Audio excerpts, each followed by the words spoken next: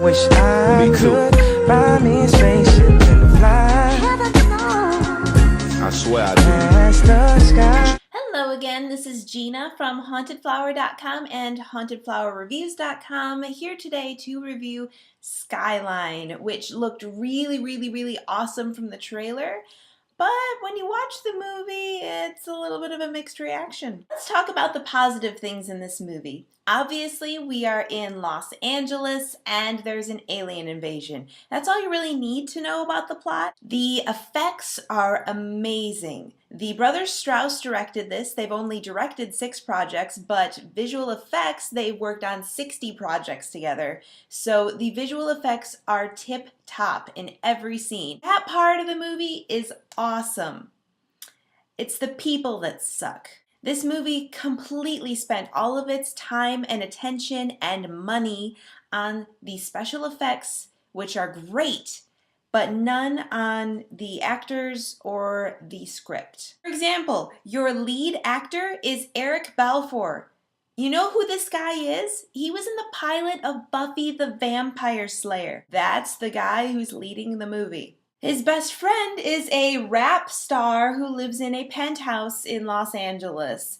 He is Donald Faison, the sidekick from Scrubs. Brittany Daniel is the token wife of the rap star, hot, blonde, used to be in the Sweet Valley High TV series. Eric Balfour's girlfriend, wife, whoever, is played by Scotty Thompson, whom I don't really know from any of her previous work, but everybody insists she looks like 13 from House. When this movie begins, the opening credits are the Men in Black, like flashes of light. I felt like I was getting neuralized. Every time a reel switched, it went and made like one of those really loud cracking noises that made everybody in the theater jump and affected them more than anything that happened in the entire movie. The movie begins in a really exciting way. People are waking up in the penthouse, there are these bright lights outside and things are happening. And then you know what happens? The movie does one of those 15 hours earlier things and we go back and introduce the characters, whom frankly I don't need to know anything about the way they were built up. Eric Balfour's Jared character is like some sort of painter or photographer. Who cares? We're running from aliens. Let's get back to the action because the characters are shallow, really poorly developed, and talking to each other. It's laughable. The only shining moment from an actor in this movie is David Zayas, whom you might remember as Angel Batista from the series Dexter. This guy is pretty awesome.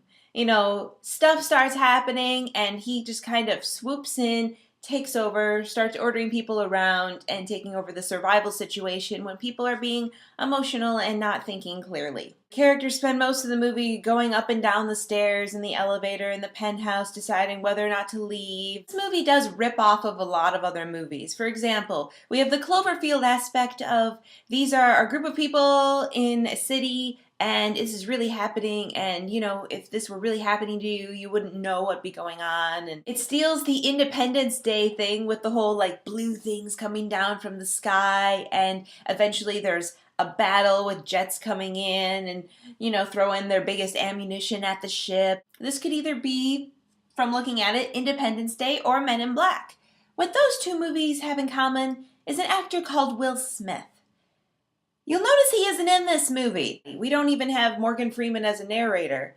They steal the War of the Worlds tentacle things coming in. There's an extra ending added on that really did not need to be there. It looked like they're trying to set it up for a sequel, and frankly, I don't want to see a sequel. So I am done venting now about Skyline.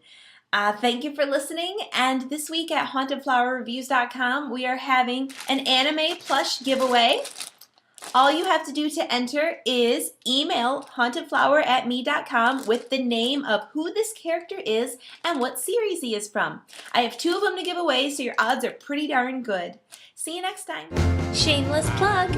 Don't forget to see all of my reviews and videos of me on the Rotten Tomatoes show at hauntedflowerreviews.com. Also check out our store, hauntedflower.com, the web's best source for fantastic apparel.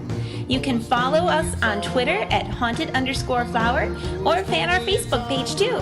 If you're local to the Indianapolis area, visit indiemojo.com for details on how you can win free screening passes.